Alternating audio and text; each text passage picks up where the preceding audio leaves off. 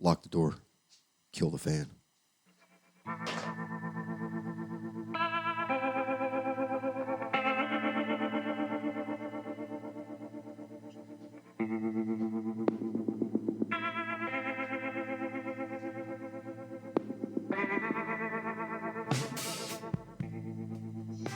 Hey everyone, this is Ted Doc Snyder on the Heart of the Volunteer Veterans Podcast, Saga Episode 027, Plan Your Mission.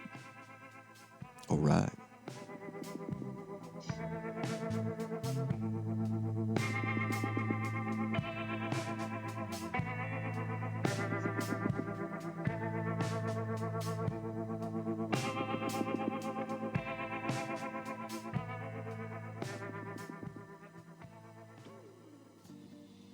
Hey, Ted, what's going on there? Co-host, how you doing, brother?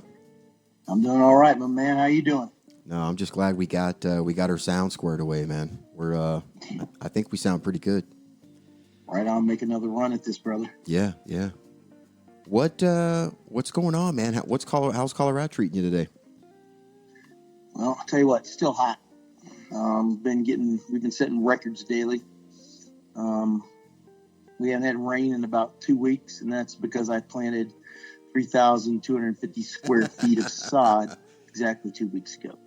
The rain so my god. water bill's going to be through the roof, my man. Yeah, the rain god doesn't like it when you put salt in, man. He stops training. Yeah, we had a great wet summer, and now You know, I did notice that, man. Like, my family's ranch is in southwest Kansas, so like that whole area is green.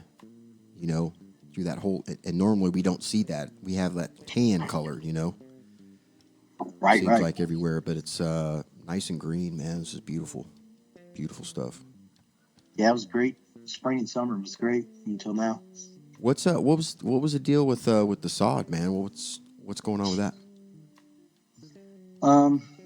Just kind of let the yard go. And we can talk a little bit more about that later, but yeah, just kind of let the yard go. Oh, excuse me. So I got in and got motivated. Decided to fix the outside, get it going. Heck yeah! Not only did I do all the sod, I put in about 13 tons of rock as well. That's a lot of rock. I actually got to come see this. We talked about that. I'll come up there this winter. Yeah, man. New patio, stringing some lights out there, all around the barbecue and the smoker. Yep. It's good, man. Good times. Lots of great people around there, too. Oh, yeah. It was a great place to retire. Oh, you got that right, brother.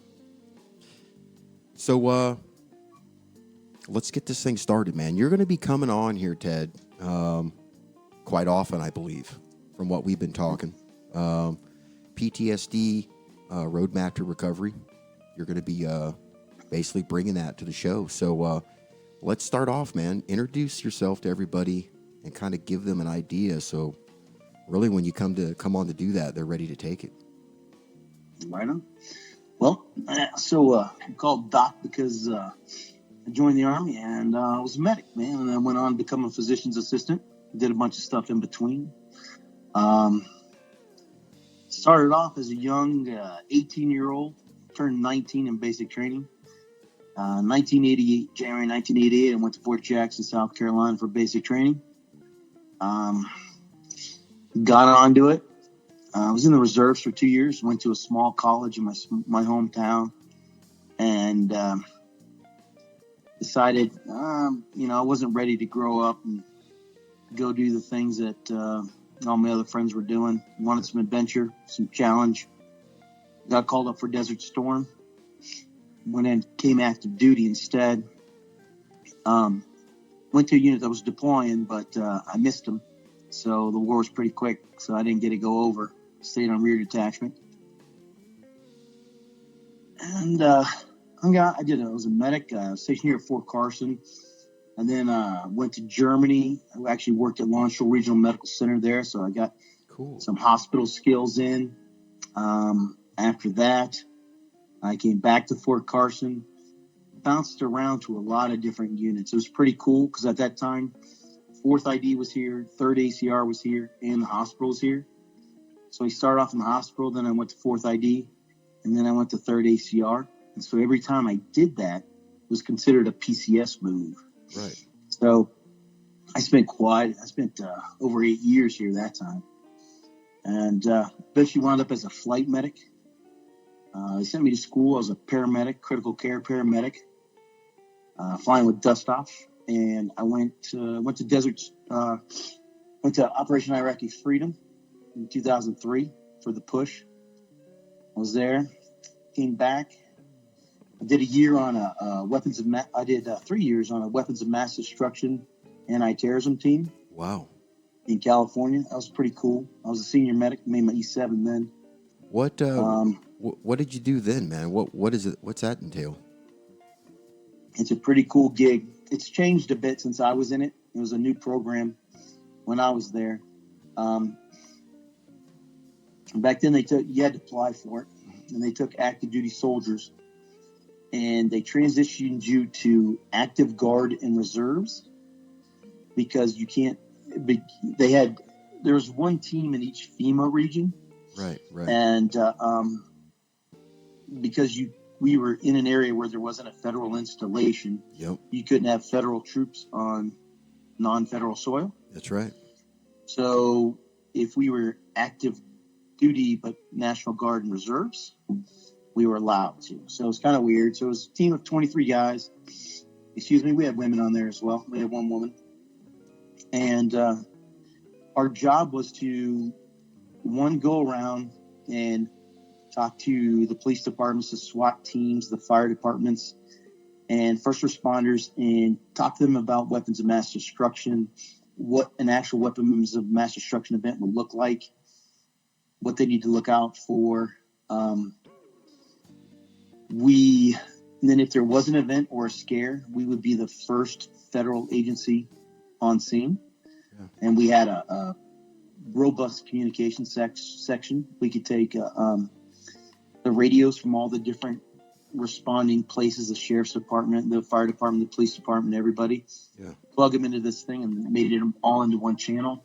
Had a satellite we could uplink, and we would talk back to Washington. We had a team that would go in the bubble suits, and they would get samples of the stuff downrange or look for terrorists if they were still in the area.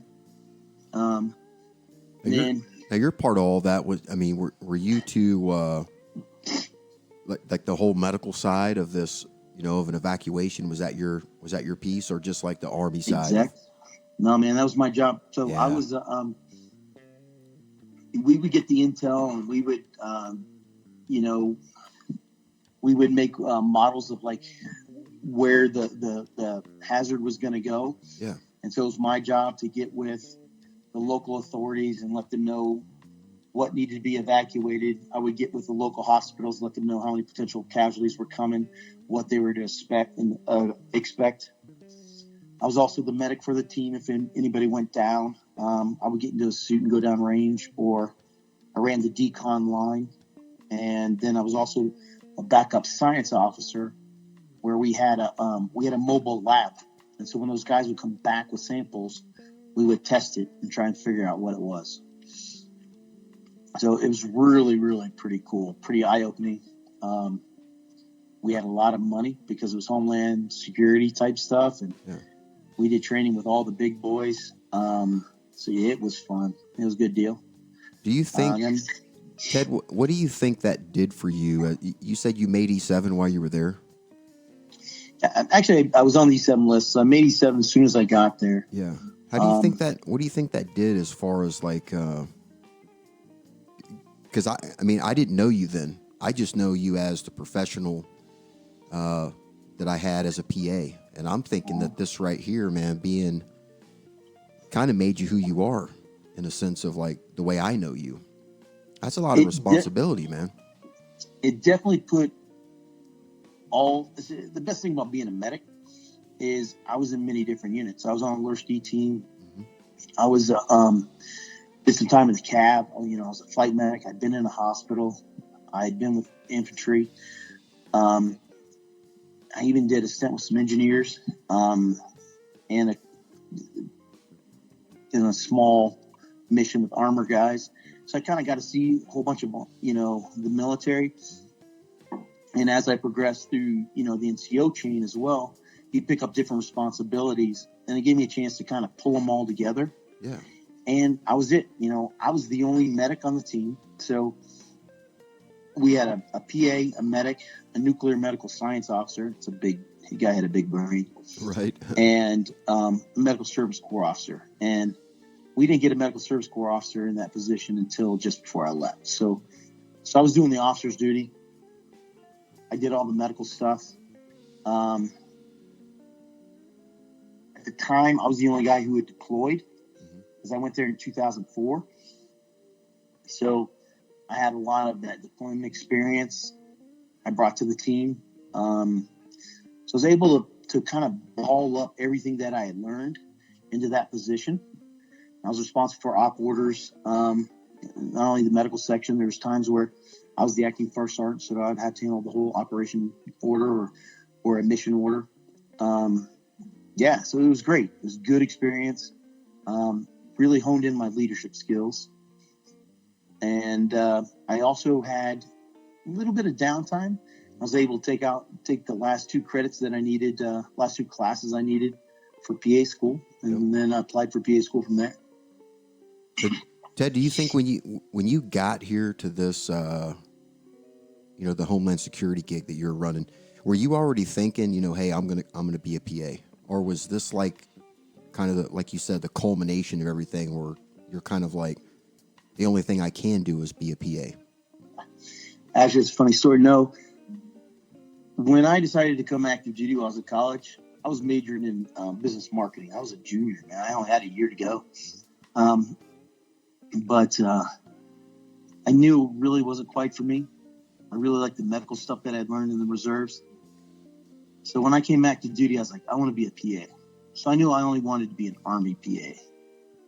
And while I was here actually at Fort Carson as a private, I went up to the hospital to meet the guy who was in charge of the Phase 2 program here at Fort Carson. He was a gentleman who actually was in the very first Army PA class.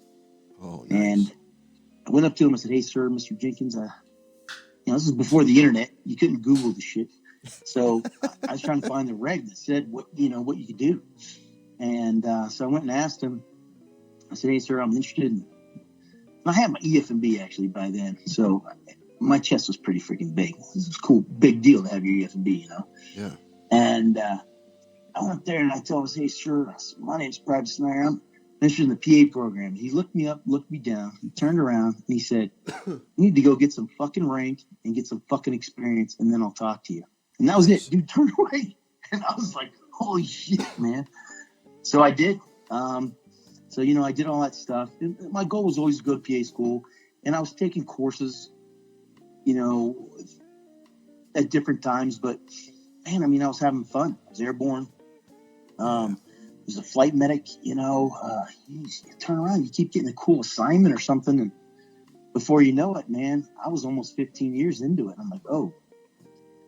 And I was an E7. I'm like, it's either time to go be a PA and keep practicing medicine, or go be a first sergeant. Go be a first sergeant, sergeant major, or whatever, and get to the management track. Yeah. So it was kind of it definitely was a point in my life where I pulled everything together and I got serious. And so I did it. Yeah, I'm not gonna lie to you. It was funny though. Funny story. No, go ahead. So in PA school, you do 1 year at Fort Sam Houston, 1 year on another Army post. Okay. And I came and did my second year here at Fort Carson. And that guy was still here. In fact, it was his last class. They had his retirement ceremony right as we were getting there.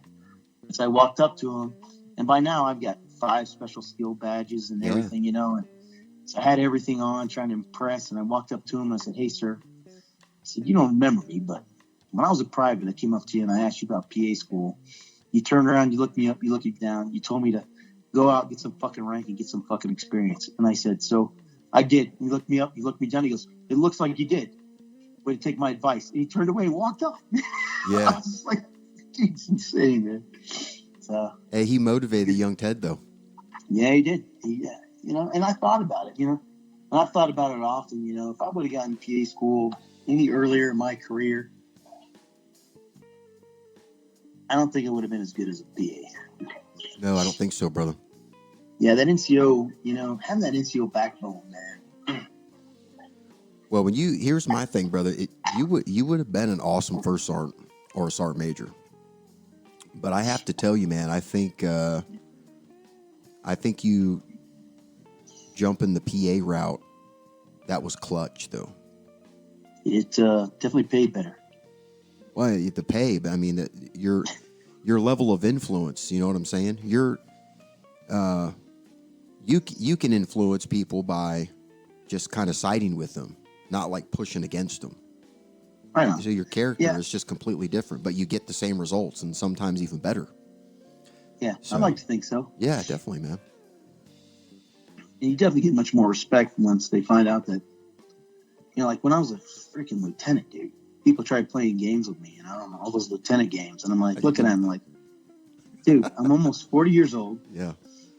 I got some fruit salad here on my chest. Do I look like a real lieutenant? You know what I'm saying? Right. I'm not bald because it's fashionable. I'm bald because I'm older. Right. What unit did you go to first when you first? 112. 112. That was the first one. Yeah, I graduated pretty high in my class, and I was able to get station choice. So I chose Fort Carson. And originally they were going to tell me to send me down to 10th group. And I said, there's no way. I said, I don't have a long tab. Called down to 10th group, and they're like, yeah, we don't want you. And then I told them I didn't want to go there. So then that pissed them off. They're like, well, wait, why don't you want to come? And so then I had to finally got my orders changed. And they're like, well, where do you want to go? I said, I want to go to a light infantry battalion. And I want to go to the first one that's deploying. So they said, you're going to 112 and you're deploying in 4 months. And I said, roger that. You got the same order I got when I came from 5th RTB. I made the promotion list, E8 list, and they were like, you just got here, and this is your first time being here. You're not going to be a first sergeant here at 5th RTB. Find a new place. And that's literally how they do it. The first sergeant that took over my company, the E7 that was on the list, that was his second time there, and he'd already been there 2 years prior to him making the list. So he knew. Hadn't you been in Ranger Battalion before? No, not me. Oh, no. Oh, you did. I thought you were a bat boy. No, not me. I don't think they would have me, man. It would have been too wild. Yeah, man. So yeah, and the rest is history from there. We loved it. Trial by fire. I hit the ground in Afghanistan. We went to Kandahar. I was in Kandahar probably about 12 hours. They flew me out to a small COP. Mm-hmm. I was there. The PA the night before I got to the COP, the aid station burned down. So they were putting up a new aid station and scrounging what medical equipment they had left. Yeah. The PA who was there handed me the keys to that aid station and a radio, and got on the same helicopter that I got on and said good luck. And I was sitting at chow, and they were calling for the PA, but they're calling some other call sign. He didn't even tell them the call sign. Finally, somebody comes around the chow and tells them to get to the aid station. And I'm a first trauma patient. I had to crike a guy. I had to stick a tube in his throat, cut into his throat, stick a tube in there, and breathe for him. And I was like, whew. And I did it pretty good, actually, to tell you the truth. It was pretty smooth. Mm-hmm. I was nervous as hell, but I tried keeping it cool for my medics. Right. And they all looked around like, man, that was great. How many of those have you ever done, Doc? And I said, on a human or on goods? They said, is that your first one on a human? I'm like, yep. That's funny. So it was on from there, man. We did, so we were the busiest level 1 aid station in the history of the Afghan war at the time. And I think it still holds up. Where were you at? Like your base? I started off at a place called Cop Rath, which is in the Sandray district. Mm-hmm. We were outside of Kandahar. And then we all moved from there. We consolidated at a FOB called FOB Wilson, which 112 built. And after that, I went to another small FOB in the town of San Jose, and stayed there for a few more months. And then, then our tour was over. You know what, man? It's crazy how, like, the Kandahar area, when I was in Kandahar, we never did any patrols, like, around Kandahar. Nothing went on around there. We had to go to, like Argandab, Deshopan, Balo, Khaki Afghan to go and, like, find a fight. So where we set up FOB Wilson, we put an outpost literally right next door to the mosque where this guy called the Mullah Omar. Mm-hmm. He's the guy who bin Laden went to and asked to be blessed off on the jihad to bomb the World Trade Center. So this was a high-ranking dude. Yeah. So once we set up in there, and it was also on Ring Route 1, until the Taliban kept jacking all these convoys there. Right. So the Canadians have been in charge of it. They had a rifle company there. Here we moved in a whole infantry battalion, and it was on. So once we started messing with his town, he brought the fight to us, and it was on. Yeah. That's the goal, though, there, especially down in that part of the country. It's like, put troopers out there. They'll come to us, and we'll overwhelm them with everything else that we got. Capability-wise, they just can't keep up. Yeah, most definitely. They can poke at you. Yeah. What about your next deployment? So that was my last deployment.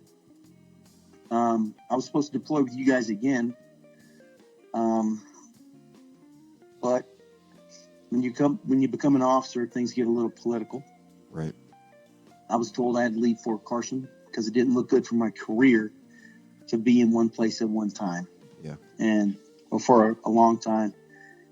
So I pretty much got sassy with the dude, and I said, listen, you said it's my career. If I want to screw it up, let me screw it up. And he didn't agree. We didn't see eye to eye. His solution was he was going to give me a command of a company in the 10th Combat Support Hospital that was deploying to Kuwait. And I told him to kiss my ass and sign my retirement paperwork. No offense, but I didn't, coming from a light infantry battalion, I did not want to be in charge of a bunch of nurses. Yeah. And a bunch of guys who wanted to get with those nurses in Kuwait, where you have a bunch of times on your hand. So I retired. Yeah. I was mad. I really wanted to be with you guys. I did all the pre-deployment stuff and everything, and we were 4 months out from that deployment. Colonel Green called, General Mingus, or back then Colonel Mingus called. They called DA, and my branch said, "Yep, no, he's going." So, it's crazy, man, because the Army's goal there for a long time was stabilize people. Oh yeah, let's stabilize. Let's build combat teams that are effective, that train together, deploy together. Try to get them to deploy another time with a good, a good healthy dose of what they took the first time. And there were plenty of open PA slots on Fort Carson at the time. Yeah. It just was one of those things where once I pushed back, they didn't like it. I tried doing it nice, but it didn't work. What was your favorite? Other than Fort Carson, because obviously you loved it there. You still love it because you're still there. Well, in the Springs, but besides Carson, what was your favorite duty station? I'd say my best and my worst duty station was Germany, Landstuhl, Germany. Your best and your worst? Yeah, I'd say it was my best because it was Germany, man. Mm-hmm. It was beautiful, it was awesome. And because I was in a hospital, I had a lot of time off. I worked in the clinics. We had clinic hours, 9 to 5, It was chill.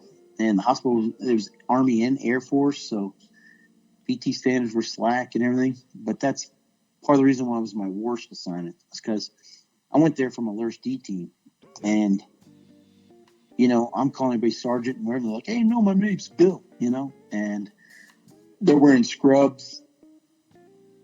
Females had lipstick on and makeup on and painted fingernails and that kind of stuff that drives a young NCO crazy, Right.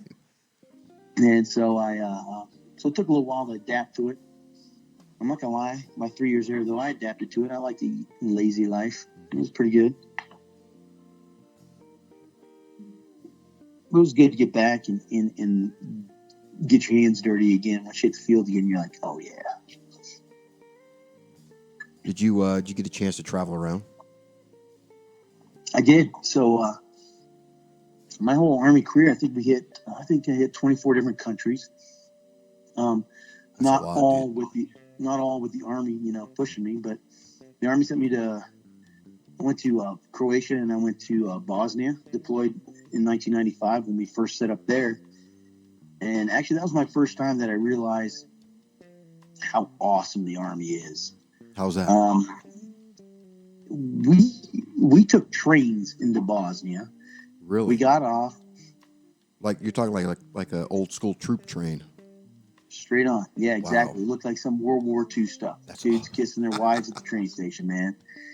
And we got on. We get over there. They drop us off in this tiny village, and we're setting up in these like cow pastures, man. And within weeks, we had the Army engineers and the Navy Seabees there. They built a whole city. We had running water. We had wash machines and dryers. We had chow halls. We had it all set up. It was great. It was fantastic. Heaters and air conditioners. Well, heaters because it was in December. Yeah, but cold, yeah, it was cold. But we were living better than the locals, And that's when I realized, you know what? This whole Army thing is it's one giant organism. You could think that you're the baddest dude because you're infantry or you're cav or whatever, or you're combat arms and then you got pogues or whatever. But, man, we need everybody, man. And it was great. And everybody was there. Pogues and, non-pogues. Well, see, all grunts and pogues. Those are the times, like you said, where you start to get an idea of what the moving pieces are, what it takes to make everything operate. And honestly, at that time when I did that, I thought we should go into a million more countries. Like we went to Somalia shortly after that. Right. And I was like, dude, that's all for it. It's a training mission. It made me stronger. I learned it. Yeah. And I thought we should do more with the UN and go do that shit. Yeah, I did Bosnia in 99. I was at, my battalion was at a Dobel. Dobel. Oh, I know Dobel. It was there. Who were you with? I was with 15 Cav out of Hood. Oh, dude, I was there. Yeah, I was a sniper. I was the only sniper in the brigade, and I was there at Dobel. Then I went to I go up to Bliss with the platoon, and then I would go out to other places and do like little sniper assessments. And then when they did the arbitration of Birchgo, we were supposed to go up there, but the UN actually NATO ended up actually negotiating, so there was no fight. But that's when we had the Serbian Air War. Yeah. Yeah. Kosovo. Yeah, I was there the second time, and was I in Dobel? Did Dobel have the air base? No, that was Tuzla. Yeah, I was at Tuzla. That was all Tuzla Valley. Is where everybody was. Tuzla Valley. Yeah. And yeah, man. I was definitely there. In fact, I was on a patrol on that damn airbase, Tuzla Air Base, one morning, doing a wire check. Stopped to take a leak, and I peed over a freaking landmine inside the wire. Yeah. So I got a coin for finding the landmine. It's pretty good. Yeah, I'm just glad I didn't get my junk blown off. Dude, I re-enlisted in a 2,000-pound unexploded bomb crater on the top of Mount Bliss, or Mount Vis, there in the Tuzla Valley. And what they had done is they had stacked, I want to say there was 4 layers of sandbags, covered it. And then they built a big ring around it out of more sandbags so people would know that it was there. But me and my squad leader, we jumped inside that thing and I re-enlisted inside the crater. So right on. Yeah, good memories of that place, man. Wet, man. Yeah. The winters, man. Wet, cold and wet. Definitely. Windy. Wow. Yeah. Wow. Yeah. We didn't have Gore-Tex back then, bro. We didn't. We had our shit that when it got wet, it went from like 15 pounds to 200 pounds. I think we first got Polypro right about then, and that was the cool shit. Oh, the first generation? Yeah, it was. Yeah. Yeah. Yep. And then we still had that big freaking sleeping bag that weighed 90 pounds dry. That was impossible to get in your rucksack and then get everything else in it. Yeah. Yeah, totally needed to take a whoopee. Lots of fun. When I was on Lurch Deep, you sewed them together and made a sleeping bag out of that. And that was pimp. That was good. Yeah. I know. Heck yeah. No, Bosnia was fun, man. It was fun. Yeah. I did R&R over there in Croatia. In Croatia. Yeah, we did too. In Makarska, the Riviera.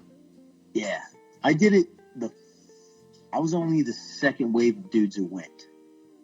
So when I went, it was still super cheap, and I was there. We were there for like a week, and I took $400. Did you go to that bar that was inside in the cave, right on the water? Yeah, dude, that place was awesome, man. I got naked, dove off that thing. The guy bouncer let me do it. He held my clothes. Yeah. Swam underneath the glass dance floor. Came back out, and everybody bought me a round of drinks. I was buying drinks for everybody. Dude, what a great I was eating like a king, living like a king. I spent $400 that week. That was it. There was a steakhouse. Yeah. We had like 4 of us that went and ate, and it looked like a Mexican restaurant. That's how the walls were decorated. Yep. And we had like somebody got alligator, somebody got kangaroo, somebody else got a steak, and then we just shared all of that. Yeah. It was a great time, man. What a great time. I had a steak and lobster there, yeah, dude. That was awesome. I love that place. And back then, that was a deployment. You came back, and nobody else had ever, quote unquote, deployed. Yeah. We had dudes. You had dudes who. There's a few dudes who had been in Desert Storm, but by then, most of those guys were already getting out. Mm-hmm. And so that was a deployment. And you came back. I remember going to BNOC after that and thinking I was the damn man. Yeah. Yeah. No, I remember that too. I mean, coming back and it's like, I just went to the other side of the world.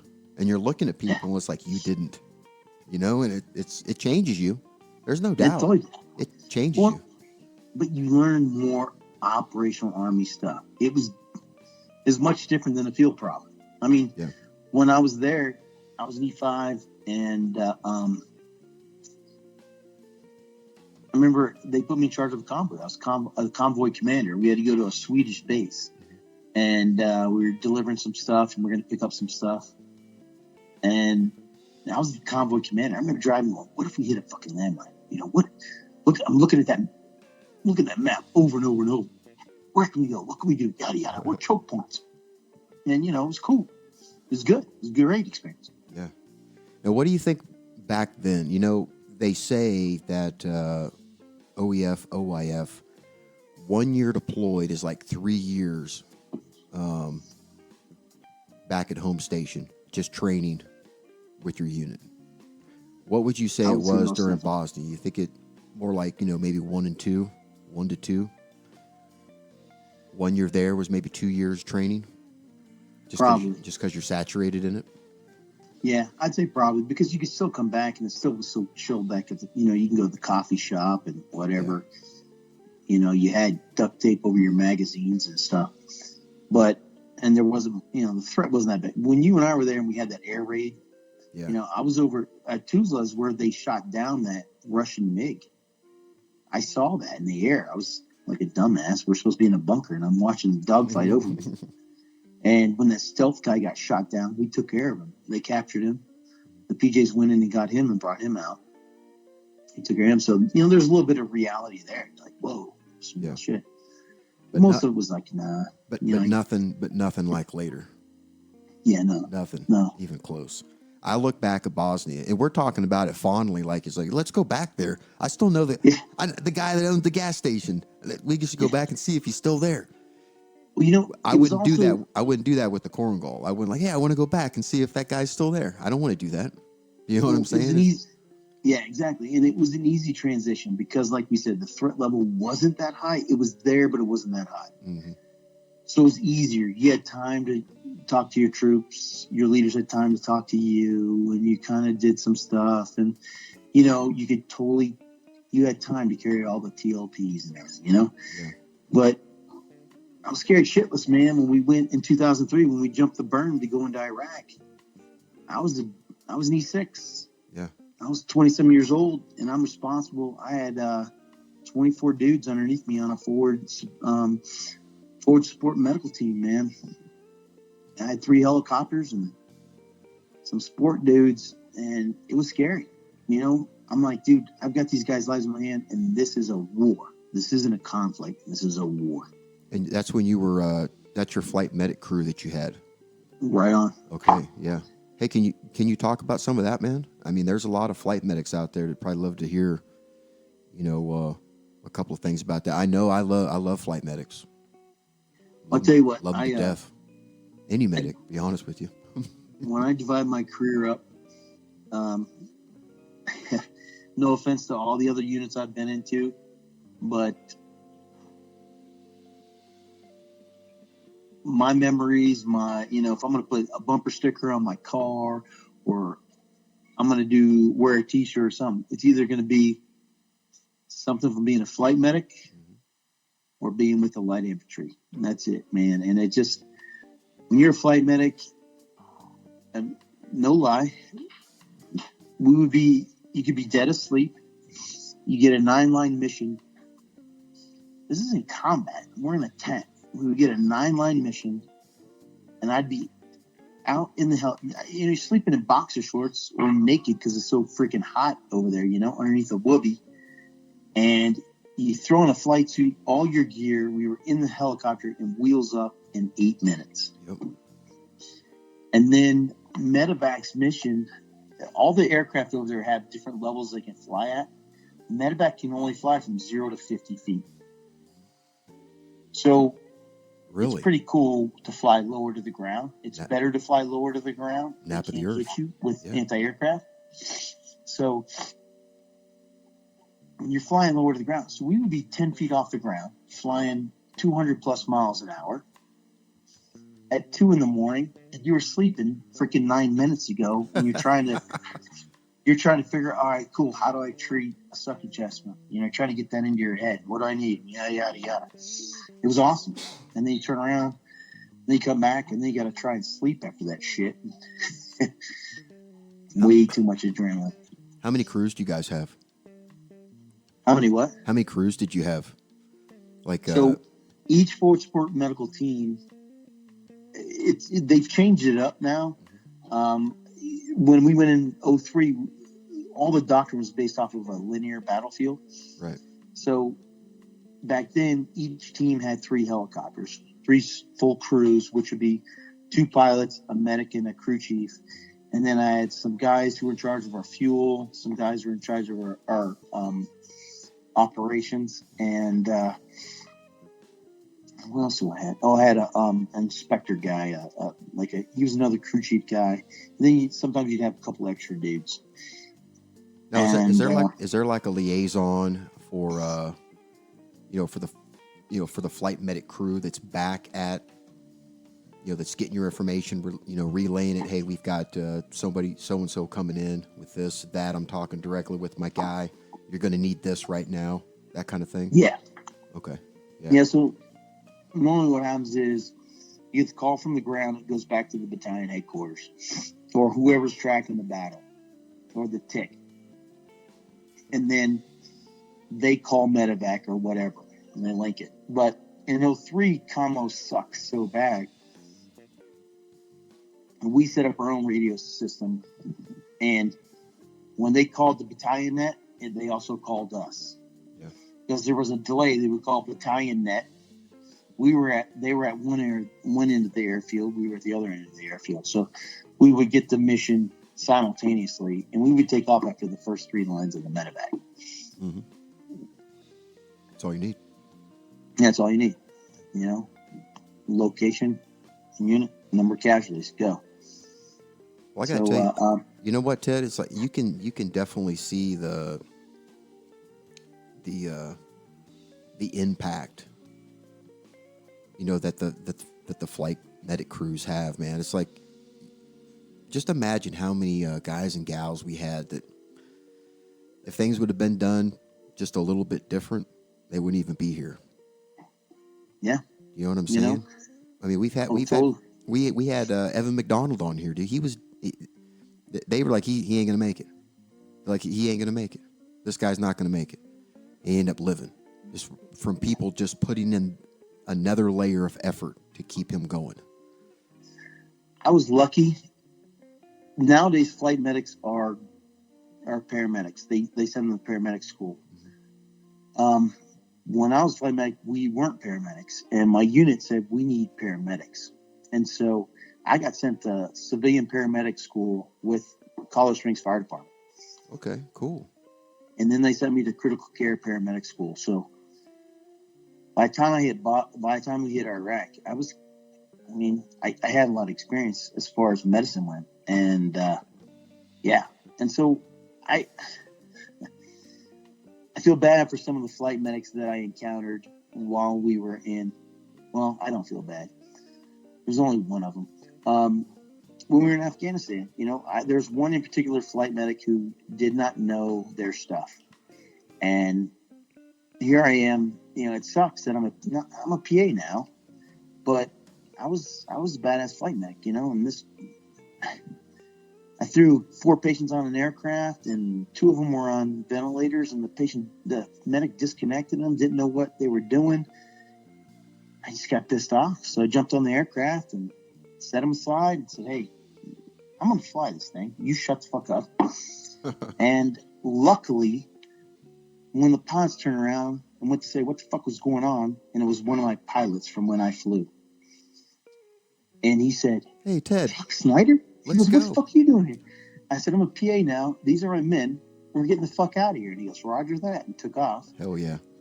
So I handled it. And then we get to their company, and I go walking in, and I'm like, dude, I'm ready to freaking go off. I mean, I was in fucking Crocs, PT shorts, and a t-shirt. And I tell the commander, I go, I want to see the commander. I go walking in. The commander was one of our other dudes. And he's like, what? And the XO is like trying to be like, well, you're just some fucked up PA from somewhere, blah, blah, blah. I think you know everything. And he goes, no. He goes, Ted was our senior medic, you know. And so that medic didn't fly anymore after that. So, but it's a high standard. I loved it, man. You're there quickly. You got to do stuff on the ground quickly. And that set me up for the trauma that we had when we were in Afghanistan, you know? Right. And again, like I said, if I would have went to PA school before being a flight medic, I wouldn't have been as good of a PA, you know? So I think everything I did in my career built me up to being the PA that I was. And I've been told I was a pretty good PA, but I don't, you know, I'm not tooting my horn, but I think I was ready to be a PA then. Yeah. No, I think you got it right, man. I mean, you could have done it earlier and probably been good, but you got it. Yeah. Hey, so your connection with the Colorado Springs Fire Department and the medical, did that help you when we came back? Remember when we came back from Afghanistan and we kicked up all that medic training across the brigade, where they were sending medics to schools, and there were schools we weren't getting before, man. Not that I had seen. Yeah, some of it did. actually, just before we went to Afghanistan the first time, I called on a buddy in the fire department, and he got us in. So we had that connection. So when we got back, yeah. And then it wasn't me. It was, I came up with some ideas, but Colonel Green gave us the funding and made it happen. I mean, that guy, he understood the importance of medicine, and he was 100% supportive of the medical section. So I took all the senior medics to advanced wilderness life support. Yep, I remember that. Yeah. That was, trying to teach them how to do more with less. And I hate to say it though, all the senior medics by then were guys who had deployed with me, and so they pretty much were. We actually wound up teaching a couple classes there for those guys. So I like to boast. I'm going to boast on my medics. I love doing that, man. My guys were shit hot, so they made me what I was. They always do, man. Yeah, man. In the company of heroes, I like that stuff. Yeah. What do you got? What do you got? Some of your guys doing right now? Have you got any people that stuck around? Big hitters? Yeah. So one of my guys just made E7. He was down at Fort Sam Houston as an instructor. When I left him, he had just made his E5. When I retired in 2012, I've got what else we got? Our platoon sergeant back then, he made sergeant major. Nice. I've got one of my guys, he's out, and he's in nurse practitioner school. We keep in contact quite often. I got another one that went on to be a nurse, RN, and he's doing great. I got other dudes who follow through with other stuff that I keep in touch with that are very successful. One of my guys, an architect. Love that dude to death. Yeah, a lot of the guys, I've been in contact with are still doing great things. Another one of the dudes, he went on, he got his master's degree in health administration, and now he's in law school, and he wants to do medical health stuff. Oh, that's going to be awesome, man. Oh, yeah. He and I are in contact constantly. Love the guy. So, yeah, good stuff. They're doing good. I always train my medics at a level above what Fort Sam Houston trained them at. Right. I told them that I didn't give a shit what they wanted to do when they got out. I was going to treat them like they all were medical students, PA students, or nursing students. And it was kind of a double. I don't know what to say. It was kind of for two reasons. Number one, because I like teaching, and number two, the more I taught those dudes, the less I had to do. So maybe I was just inherently lazy. I don't know, but I didn't get woken up at 3 a.m. for a guy with a sore throat. You know what I'm saying? I loved it. So Ted, talk me through this here, man. This progression of like combat lifesaver in the medic field, because I still remember when I came in, I did combat lifesaver, and that's what you got, and then all of a sudden, man, it felt like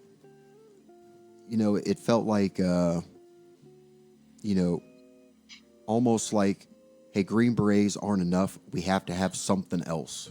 And because of that, everybody gets bumped. You know what I'm saying? It's almost like, hey, our SF medics are doing this level of care now. And it's almost like there was a gap, and it felt like the regular Army leveled up. Everybody leveled up. That we got Ranger First Responder came down, and it's like, boom, everybody. Now you had medics that before they were just like a regular, they were like a first responder, but now they're like even above that. Can you talk about that a little bit? I mean, I love the way that happened, man, because it was a life changer and a saver. Well, you're absolutely right. And all of it's because the battlefield changed. Right. Like I said, everything. Matter of fact, the medevac. I happened to be really one of my platoon sergeants when I was a flight medic.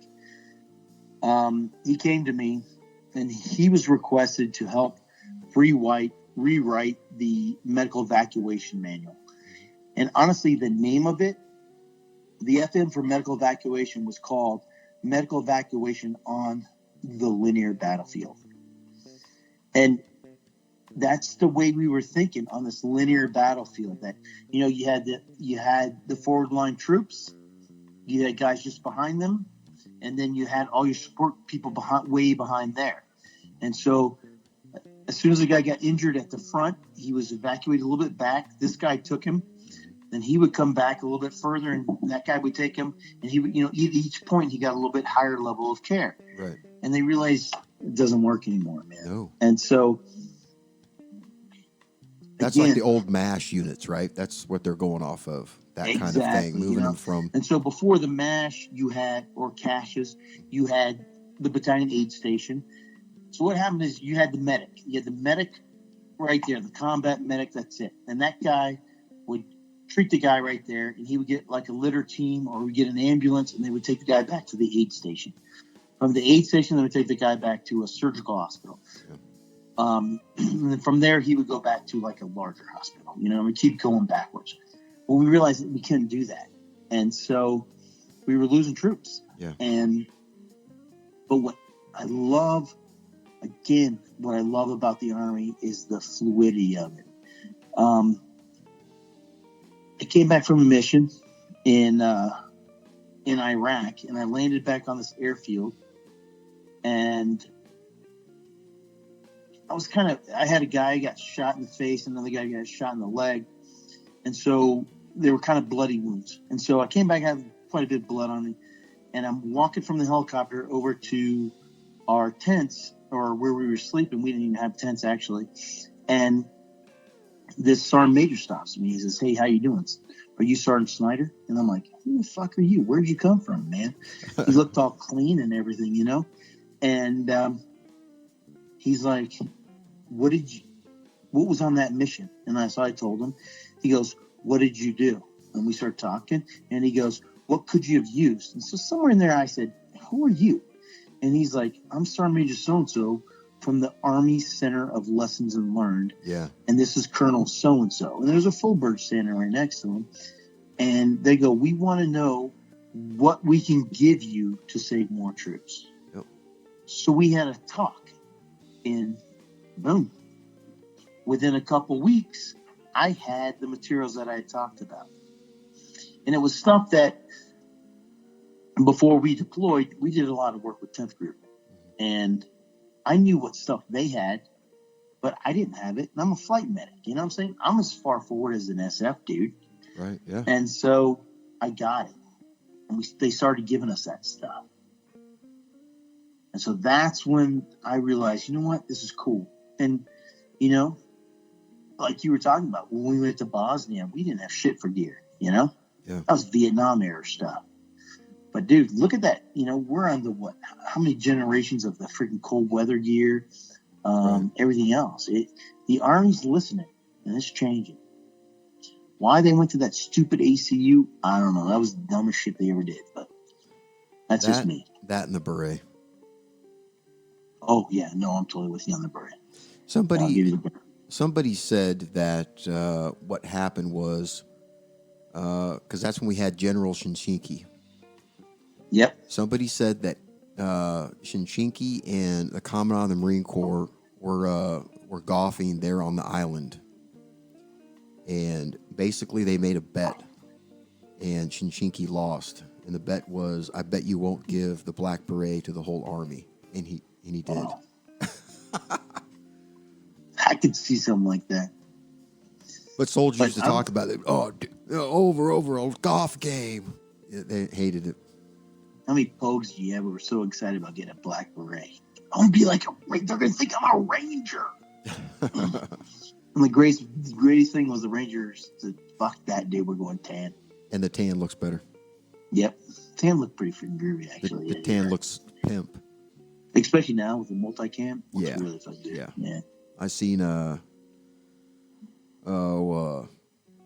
picture of like from like 175, and they were all decked out, and I'm like, yeah, they're looking sharp, man, looking sharp, getting better every generation, as it should be, Exactly. Get some new folks in there. Yeah. So Ted, what sticks out, man, about your just like your time in service? What sticks out the most to you? Sticks out the most. I have a feeling you and I are taking this podcast to a whole different direction than we did before. But I would say, honestly, what sticks out the most is letting the military push me to be better than I was. Yeah. So the expert field medical badge is kind of coveted amongst the medics, kind of like the EIB, the expert infantry badge. And I did that shit when I was a private. I said, if you do that, you're supposed to be the top medic. I'm going to do that. And I took it the first time. I had no training. I didn't know what it was about. I was told, hey, you guys should go do this. You're privates, That's kind of the job that privates get.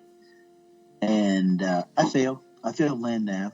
And so I came back and I practiced my land nav. I talked to some dudes, more the field guys, the grunts. They helped me out with my land nav. I took it again a couple months later. I passed it. And I'm like, man, that was the hardest shit I've ever done. When I was in college, I could pass a test. It ain't no problem. Mm-hmm. But I could still pass the test when I was, smoking weed, trying to pick up chicks and drinking beer in a bar the night before, Yeah. And this was stuff where I really started applying myself. And once I understood that I could test myself and apply myself and push forward, kind of liked it. So I bought into the Army. I bought into the Army, and I bought into the Army mission. And I said, you know what? Let's go. If you keep helping me, I'll keep helping you. And so, I did other things. I went to airborne school, went to air assault school. I became a flight medic, I went to pre-ranger. I actually didn't get a ranger slot. Well, actually I did, but I was going to Germany, so I went to Germany instead. But, pre-ranger was no joke, that broke my ass off. And I loved it. I was doing all this other stuff. So I like that it challenged me, Yeah. And because it challenged me, I gave back to it. I gave everything back to the Army that I felt it gave to me. What do you think that created any problems once you got out in transition? So just kind of being focused on someone else's mission. I know that. I mean, that's the plan your mission. That's the name. That's the title of your episode. That was a good transition. That was a good transition there, brother. I like that. Most definitely. Yeah. So one of the hardest things is, I'd like to say this to every veteran, in regardless of whether you're Army, Air Force, Navy, or Marines, or Coast Guard, is those guys have to keep moving on. It's in the Army song. The Army keeps rolling along. And before I retired, I really thought that would be an issue. I was like, fuck, man, I'm going to want to keep in touch with these guys in 112. It's going to kick my ass if any of them get injured while they're on this next deployment. Or if they don't keep in touch with me. And then I was like, you know what? No, the Army keeps rolling along. I got to remember that. That's the fucking Army song. And so it's kind of like a train station, The Army's rolling along, they dump you off at your train station. So I got off at my fucking stop, and you feel like when you get off at your stop, you're the only dude there. Yeah. It's an empty train station. And then you're like, what the fuck do I do? I got this baggage. What do I do? And that's when you have to realize you're in charge of your mission. I had 3 boys and a wife. Yeah. And I'm like, I have to support this family. It was easy. Every fucking 1st and every 15th, I had a paycheck. And I'm like, I have to support this family. I've got to go out and find another job. I have to make sure that job covers all these bills that we have. And then I'm like, do I want that fucking job?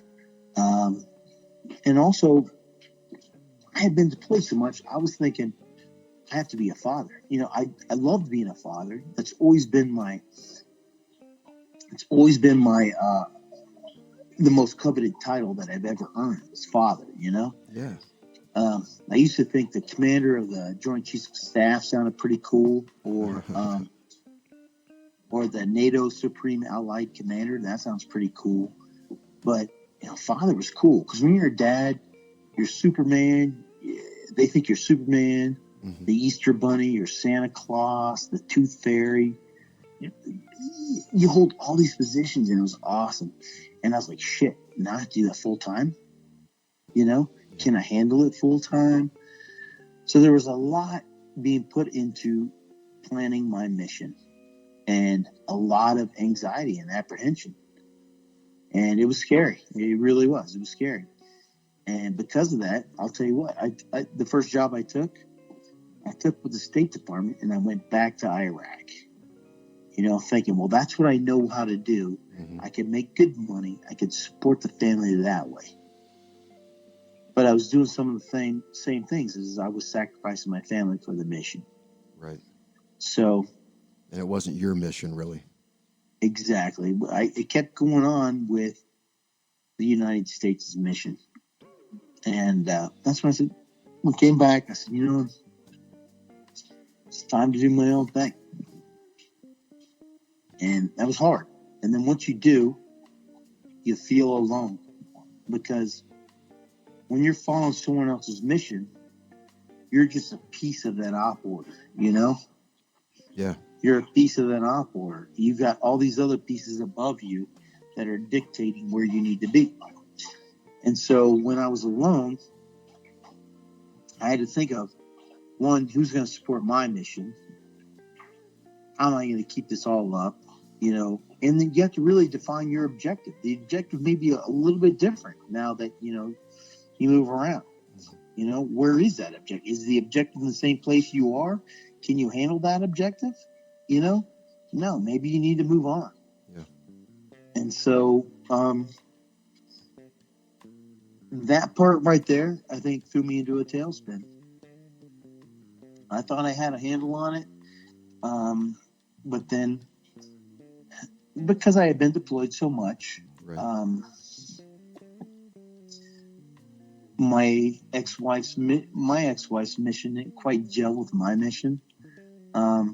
She used to be a mission commander. She was household 6, man. But all of a sudden I was home. And, if I want to take the kids a different way to school, she didn't like that. She's like, no, we should go this way. Or, we do this first before we do that. And I was kind of fucking up her routine. It turned into a divorce. And then now it was 100% my mission. Yeah. I had to support these 3 boys in this household and let them keep living the life that they were used to. I couldn't run. I couldn't go get deployed anymore. I couldn't do the things I was used to. I mean, I had contract jobs out the wazoo. Triple canopy was all over me, man. I had jobs with 3-letter agencies, man. And I couldn't do that because I had to be here and I had to give those boys my time. And it was weird, It was weird. I'm like, I totally have to 100% be a civilian. Right. And so when I did that, some depression set in. And once that happened and you get some depression, some anxiety sets in, brain kind of goes into this whole freak out mode. Right. And things started popping up from my deployments. And I did. I wound up with PTSD. I wound up thinking about, it was a delayed reaction. I didn't have it before then. But I wound up thinking about some bad events. It was giving me nightmares, flashbacks, night terrors. Couldn't sleep. I finally went and got some help. I was doing help part-time, though. I was going to therapy part-time. I felt like I was just making it worse. Like I would go talk to this therapist and then I would go to work. And then I didn't have a chance to really work things out. And then all of a sudden, it was worse. So talked to a therapist, and I went into the VA's PTSD inpatient program, which is a 7-week long program. I did it here in Denver. They have several other places you can do it. And I had 7 weeks just to focus on myself. Right. And that's hard to talk to people here on the podcast. They're like, well, hey, I have to still freaking work. I can't take 7 weeks off. But while you're in the program, the VA will give you 100% disability. They will pay a lot. They will give you a lot of money to kind of compensate for that. Mm-hmm. But it was a game changer for me. I'd never in my whole adult life, I don't think I ever took more than a day. Can't even remember where I had a whole day to just focus on myself. Right. These guys gave me 7 weeks to just shut up and focus on myself. I have my own individual therapist. I have my own psychopharmacist. I have my own psychiatrist. I have my own dietitian even. They help you out. And then there's these personal nurses you meet. It was awesome. It was good. Everybody was focused on me. I was focused on me. And the proudest thing when I left the program was that I actually took that chance, that I did something for me. And that's not what we're used to as soldiers, is we're used to the collective, the team. And I did. I went in and said, you know what? I want to take 7 weeks for myself. And yeah, I felt selfish. I felt selfish for a while. But afterwards, I didn't. I always felt proud of myself for freaking helping myself out. I did that. Just doing to be 7. A better father. Yeah, absolutely. I was going to say, man, you just magnified that 7 weeks, magnified into the years, man, years and years. That's it. And so, we talk about the sod thing. So one of the things I was doing when I was depressed and when PTSD was acting up is I isolated myself from everybody. Yeah. I had a girlfriend at the time, and she was really into me, and she was really into kind of babying me. So she would be like, oh, if you don't want to go, we can stay home. We can do whatever. And I got into stuff like cooking. So I would do that here at home. But that's all I did was everything inside the house. So yeah, my yard went to shit. I let my yard go to shit, man. My house looked kind of ghetto.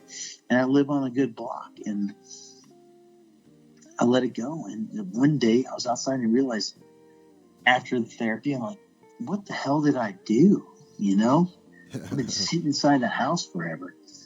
And it was kind of weird, but it wasn't until this summer that I walked outside and I started picking weeds and pulling out these invasive tree things or whatever that were growing. And I was out there for like, I don't know, an hour, 2 hours maybe. But it was like a perfect day, perfect spring day. It felt good. And all of a sudden I looked back and I'm like, holy shit, I made a change. And it started making me feel good. And then I started thinking, all that shit in therapy where they say, it feels better if you get out and do things. And it did. And then I was like, dude, I don't want to be inside this house anymore. So I busted my ass outside on this yard. And my yard looks great now, man. And it became a project, became a focus. And I love it, dude. And I got that motivation from that program. Yeah. And I'm not going to lie. I had the motivation, but I didn't have the last push to do this until I mentioned it to a buddy of mine who's a veteran who had went through the exact same program. And he said, I'll be over at your house tomorrow. Let's go fucking do it. Right. And so we cleaned it all up. And then by chance, his wife's family owns a landscaping company. And so she's like, this is what we need to do. She lined it all out. She told me what to order. Actually, I gave her my credit card, her and my girlfriend my credit card. So a couple $1,000s later, I had all sod, I had all stuff, boom, boom, boom. I'm in. But they came over, they helped me out, man. Yeah. And well, I think one of the biggest things about doing that project too is not only did I do it, I got out there, I did it. It got me out of the house. I was moving. I corrected something that I let go because of my depression. Yeah. I did it with friends and I did it with family. My boys are 15, 17, and 19 years old. They were there all weekend helping out and killing it. I loved it, dude. And then I had friends there too. And so the biggest thing was I happened to open up this other vet, and then that just expanded my circle, you know? And in order to stop your isolation, you have to expand your circle. It usually starts with veterans. And that's what mine did. But then eventually you need to get some kind of civilians in there, you know? You need to understand that you're not different. You need to simulate back in. Matter of fact, maybe you are different, but you're different in a good way. You could teach them those, you know, we talked about earlier about what brought me to PA school, leadership skills that I culminate through the NCO system, you know, medical skills, you know, and you could start using those in the civilian community and bringing those people up to speed, you know. Yep. And it's awesome. I think that's where we need to go with vets, you know. I like your podcast. We've actually had a lot of civilians say that they're getting something from it, from listening to it. And it's not the insight that a lot of people like to hear war stories. It's not because of that, because we really don't tell war stories on here. Yeah. It's the whole trend. It's the lessons learned. Exactly. That they're picking up on. I can use this. It's like, you say this is for veterans, but I can use this. And I'm like, go and use it. You know, exactly. Definitely.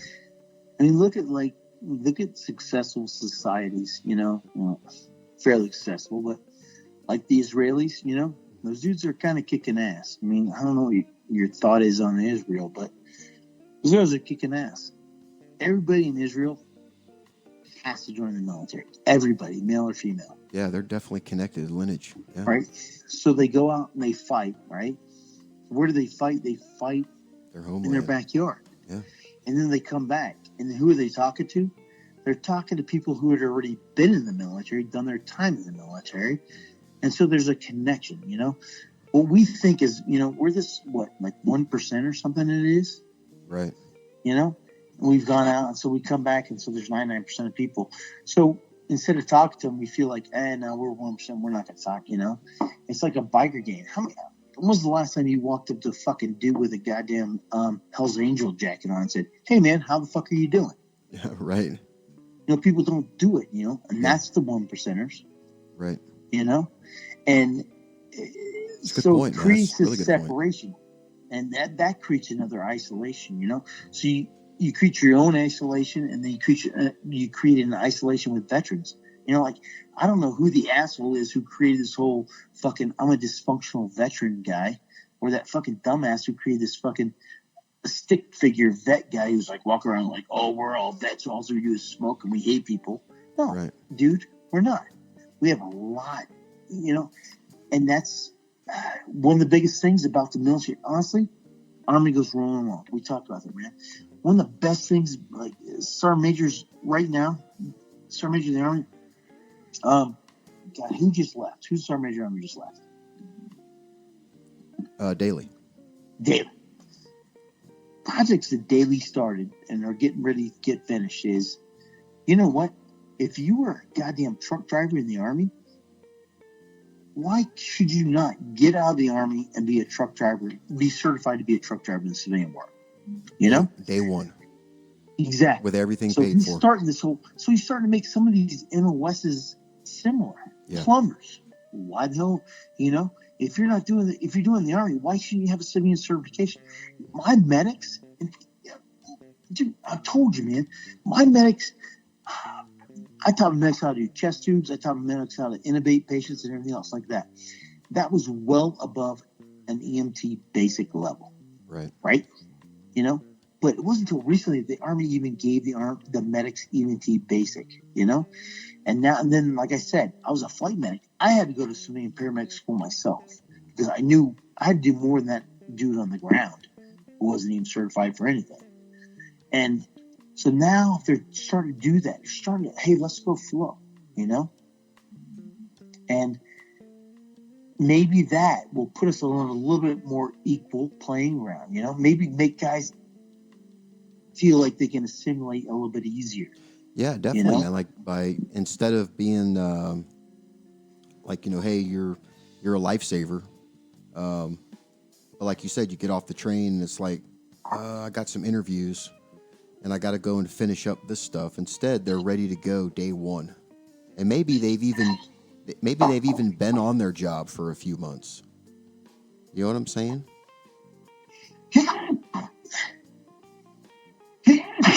Sorry. You okay over there?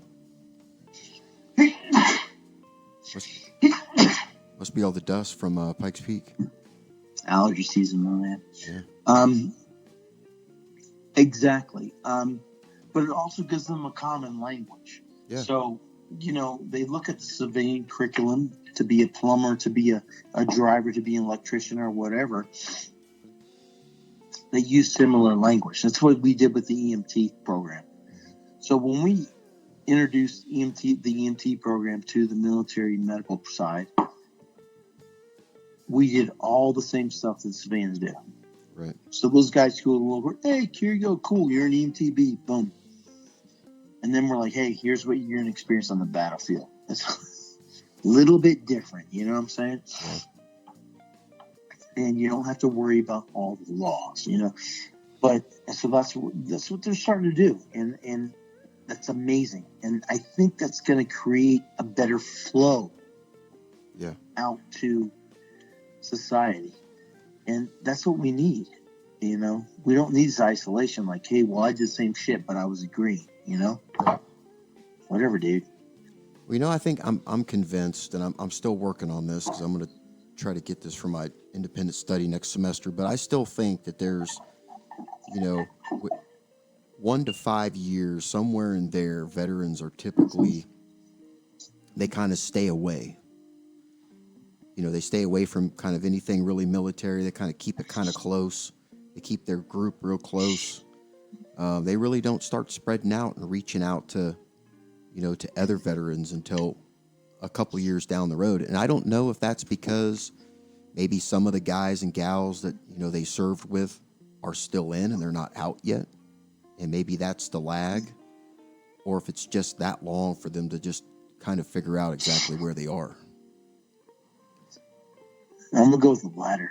I think it takes you that long to figure out your new fucking mission. Right. You know? And also, you don't want to talk to those other guys, you know? Why is that? Why do you not want to talk to them? Because they're doing what you just did, you know? And maybe they're going, you know? Did I want to talk to you guys? I didn't want to talk to you guys, man. You know, are you talking about after we got back? No, like when I retired, I didn't want to hear that you guys were deployed and you missed me and the new PA sucked. You know, I don't know if he sucked or not. You know, I don't know, but I never wanted to hear that. You know, you know, I just didn't want to hear that, or I didn't want to hear that one of you guys, you know, didn't make it, you know, or got injured. Yeah. It's something you don't want to hear, you know, and that's deployment related. But if it was non-deployment related, you know. Hey, just so you feel good, we had Cheney. Cheney was our PA. He was good. Yeah. Yeah, he was good. He took care of the guys and the gals. Real good. I'll talk to you about the other guy though. Yeah. Helped out. But you know, and then he went back to Special Forces, but it was, you know, I mean, it's just, you don't want to hear, well, one, like, I also didn't want to hear that he was fucking better than me. You know what I'm saying? Right. You don't want to hear that. You know, when you leave a position, you're like, shit. You know, because it's not like you're leaving a position, you're going up. You're leaving the position, period. Right. It's blank. It's a lateral move. It's not a progressive move, you know? And so, yeah, exactly. So I agree with you. I think there's going to be at least a year to where you don't want to hear shit about that. Yeah. You know? Now, hopefully, man, through the podcast, hopefully, we can get, these young veterans are just getting off the train to listen to it and kind of figure out that they're, you waste a lot of time not just going and doing what you need to do, get the party started. Well, exactly. That's what I would love to do. That's what I want to touch is the guys getting off the train and thinking they're at the train station all alone. Because I'm going to tell you, brother, you retired. I retired in 2012. You retired when? 14? 14, yeah. It'd be 5 years. 5 and 7 5 years at the end of the month. And think about these Vietnam guys. I'm in a support group right now, and it's OIF, OEF, and Vietnam vets. And I think that's the best group that I've ever been in. Nice. And those dudes waited 40 years to figure out that they had PTSD. Yeah. Some of these guys were in and out of jail, addicted to drugs, doing whatever, because they had this stuff in their head. You know what I'm saying? Yep. And so these guys getting off the train right away, I really want to put up a sign right there that says, hey, here's help. Yep. Call this number, call that number, do this, do that. Well, and if it's just to even get them to come here and listen to you and I bullshit, and they're like, hey, cool, that's a community I can go to.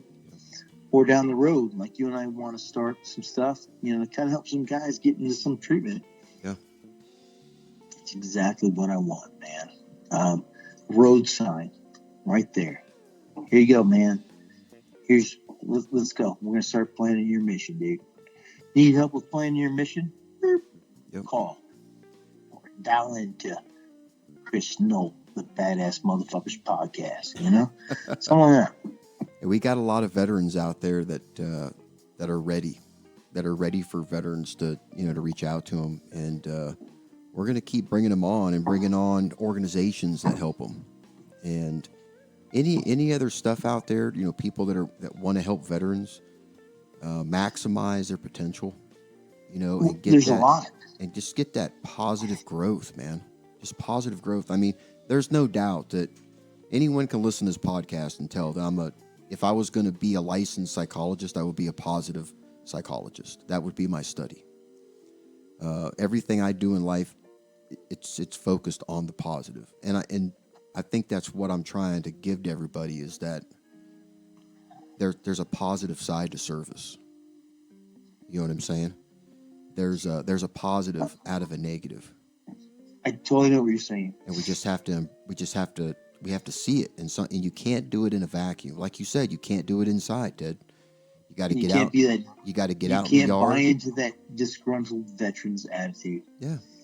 And honestly, people are listening. We're not on a video podcast yet, man. But if anybody's listening, Chris is a jacked, good-looking dude that chicks fall all over, that is goofy as shit. He's a country boy. He wears his hat all freaking crimped. But I've seen him snowboarding in an afro. Hell yeah. I've seen him dress up like clown. A nuts, positive guy. Yeah. But he's a solid infantryman. Like, there's no way you would doubt anything that he's ever done. And his leadership style is amazing.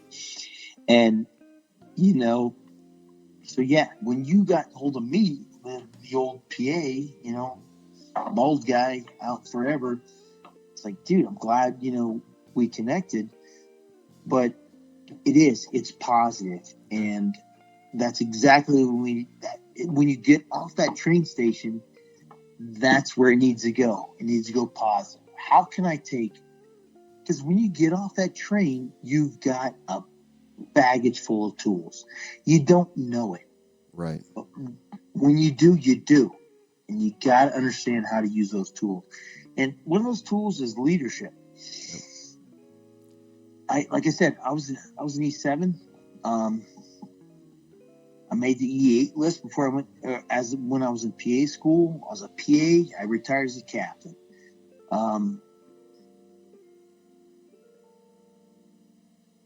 I was a platoon sergeant. I was a team leader, a squad leader. I did a platoon sergeant. I was a platoon leader. I did medical operations. I did a lot of stuff in a PA, and I didn't know that gave me leadership skills. I didn't understand it. I knew that I was successful in all those positions. I had good NCOERs and OERs and shit. And I went to work for the State Department. And I was supposed to be in charge of an aid station in northern Iraq for the Department of Defense, Department of State Transition. I was there for freaking 3 weeks.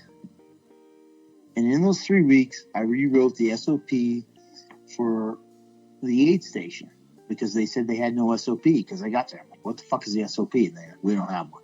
So I wrote it. And they're like, can you write one for the hospitals that we have? So I wrote that. In 3 weeks, I did this shit. So on the 4th week, I got promoted and they had me run a hospital. So I'm a PA. I'm in charge of 2 physicians and freaking 17 medical personnel. I'm like, holy shit. So I ran that. And then 2 months later, I was in charge of medical operations for the whole country. And I'm like, holy shit. And I talked to my boss. He was a retired full-board colonel. He's actually a Colonel P. And, we talked. He said, Ted, you're a national leader. I'm like, I'm not a fucking national leader. What are you fucking talking about? He's like, dude, you know how to lead people. You're good. Yeah. I was the most junior PA in country. I was in charge of 43 freaking different medical providers or PAs and nurse practitioners who had been in the field longer than me. And he's like, dude, they listen to you. You're in charge, And then I got out and I was in charge of manager of a freaking men's health clinic. And I didn't understand how I was successful. And everybody just kept saying, I was a good leader. And I'm like, what the hell? What's going on? It sounds like to me like you were surrounded by good leaders. Exactly. I learned. I've 24 years, man. I had good leaders and I had bad leaders. Honestly, the best leader I had was a bad leader.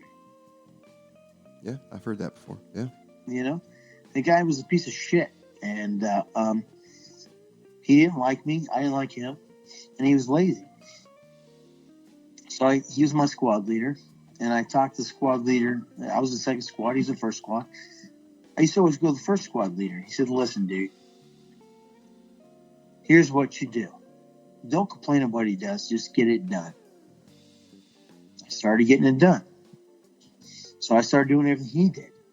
And then I understood that everything that he didn't know how to do, I had to learn how to do. And we got it done. So our squad looked successful. Mm-hmm. I didn't give a shit. He got the accolades. Boom. Good deal. Boom. You got the building blocks.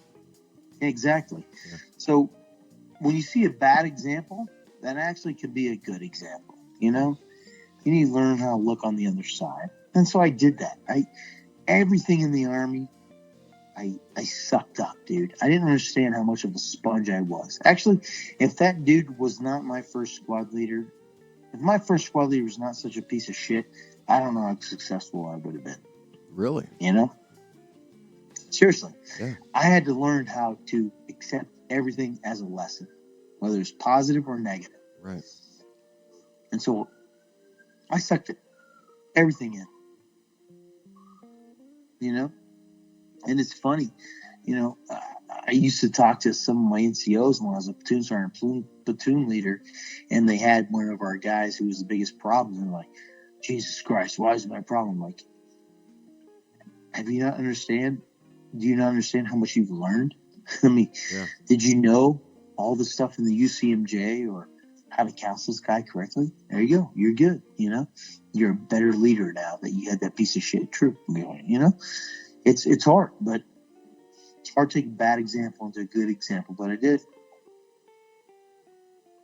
What are your lessons learned from your whole experience that you would like to leave with the veterans out there?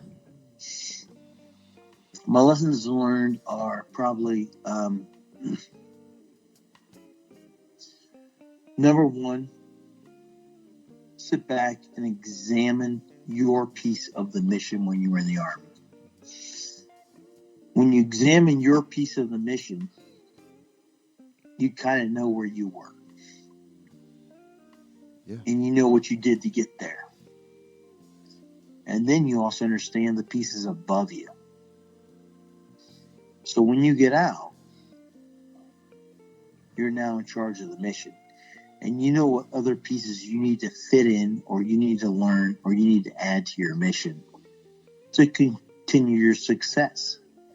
And your mission should be to be a successful person in society. You know, that's it, period. You know, go contribute. You contributed to the Army.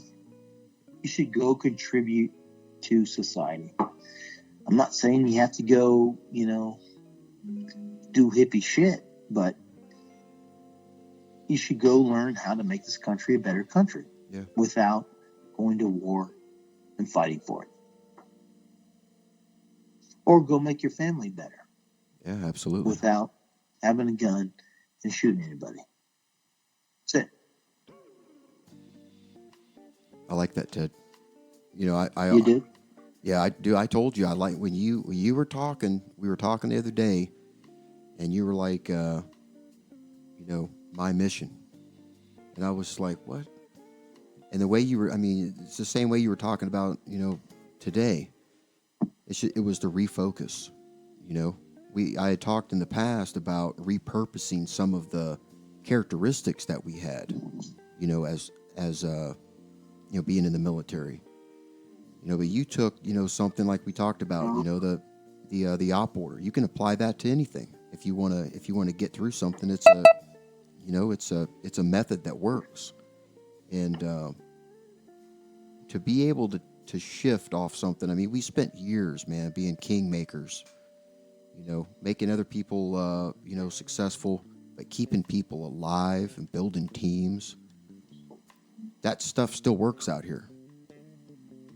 And whatever mission you want to do, that kind of character, is still a great place. And it's still worth the effort. It is, and that whole part right there of developing other leaders, not just focusing on yourself, focusing on those below you, will blow civilians' minds away.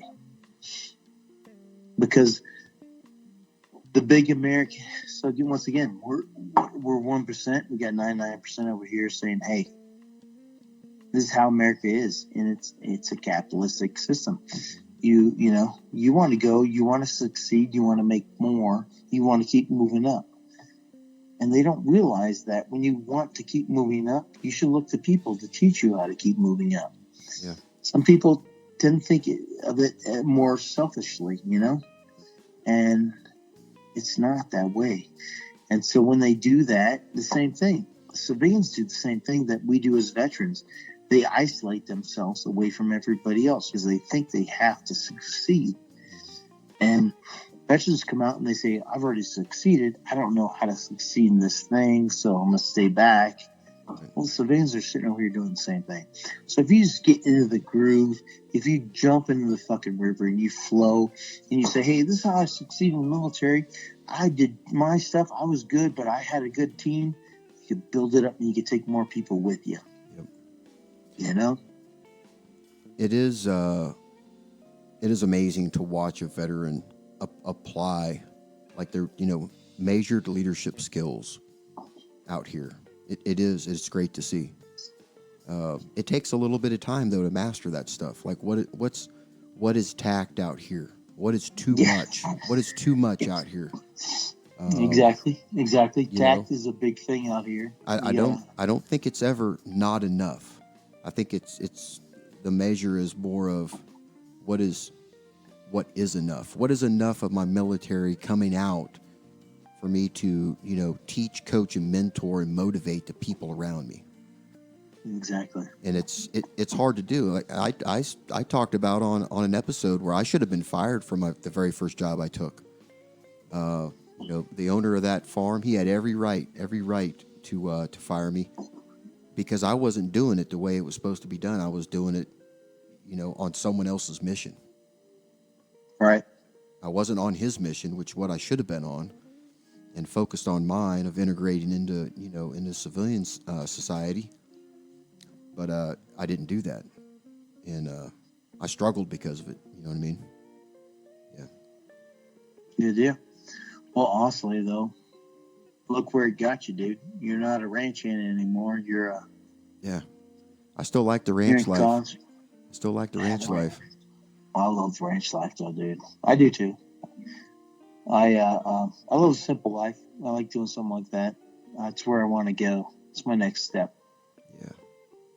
You ever seen Yellowstone? You talking about the national park? No, I'm talking about the series on Paramount. Is it Paramount? Yeah, Paramount Network. Yellowstone. I don't think dude, so. You're messed up, dude. You gotta watch it. I'm writing it down right now. Everybody listen, needs to listen and watch that, dude. It's good stuff. Kevin Costner, dude. He's got a ranch in Yellowstone. I haven't seen trying it. to take it. It's good stuff. You gotta watch it. I'm gonna check that out. Season 2 was last night, or the season 2 episode was last night. Girlfriend and I stayed up, had to watch it. Hey, Ted, what do you have for the safety brief? Putting these veterans on their weekend. I tell you what, for the safety brief, I usually say, this typical stuff when I was a first sergeant, like wear goggles, whatever the fuck you're doing, and all that good shit. But honestly, I like the phrase of good old be good or be good at it. That's right.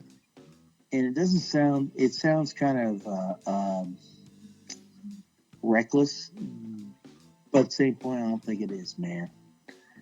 I just want you to go out, enjoy what you do. Yeah. Find what makes you happy and learn how to make that an important part of your life, Make it your mission. If fishing's what makes you happy, it's great, but not everybody go out and become a commercial fisherman. But learn how to put more of that in your life, Yeah. Learn how to get that in there. Maybe you could take another veteran out and go fishing, Yeah. Or maybe, honestly, I don't know, the biggest thing in my life was taking my kids out and teach them how to fish. And just keep doing it, man.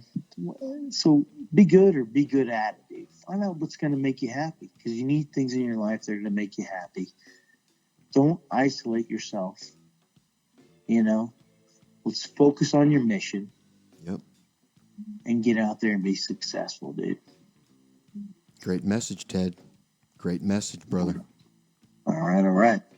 I appreciate you coming on, man. It's been great catching up with you. And we're still working on the some more episodes, but most definitely. Man, I'm glad we're back together again, man. I'm waiting to get Sanchez. We got to get him in here. Yeah. Chat with him. Yeah. We'll give him a little bit of time. We got hunting season coming up, so we'll get him after that. Yeah, he's been lazy. He's not as good a shot as me, but we'll get him in there. All right, Ted. Hey, I'll talk to you later, brother. All right, brother Chris. Love you, man. I love you too, man. Take love it all easy. the vets out there, dude. I'm here for you. Hey, you guys heard it. Reach out to Ted if you need anything. And hey, stick with the podcast, folks. Ted's gonna be coming back on.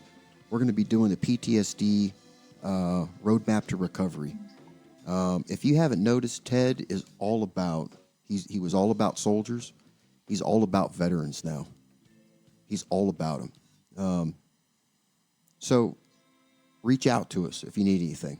Reach out to a veteran that you know, that you trust, and get some help if you need it, all right? And remember, it's your mission now. It's not somebody else's. You're not trying to make anybody else great. You're not trying to get anybody else promoted except for yourself. So go out there and engage your mission. Be proud of it. Be bold with it. And go be successful. This is your mission. Your fight. We're all here for you if you need anything. Go and get after it. All right. Stay blessed. Enjoy your weekend and be safe. And we'll catch you on Monday.